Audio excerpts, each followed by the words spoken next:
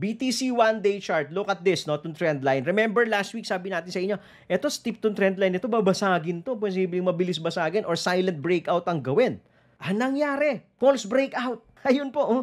Nag-trade doon sa taas ng trend line, but we did not confirm. Po ibig sabihin nun, hindi tayo nag-close above. Ayun, oh. Yung next candle natin, nag-close sa loob ulit ng trend line. We did not confirm. That's the reason, no? Kaya tumutulo na naman tayo. Again, most likely we're going to review. Ayun na, nasa support area na to.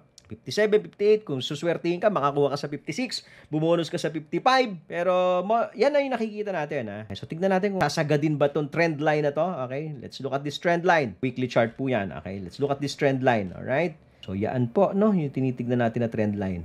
So today, nasa near support area na tayo. Okay? Yan po. Near support area. Are we breaking this box? Yung box po na yan, you have to remember sa weekly natin ginawa yan.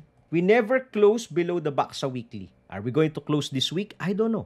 Pero as long as hindi na be-break tong trend line, yan, yung trend line po na yan, okay, hindi na babasag tong support na to, hindi tayo gumagawa ng lower high, okay, we're still good for me. We're just doing yung regular thing na ginagawa ni Bitcoin, yung post-halving price action niya. Follow for more Tito Moves!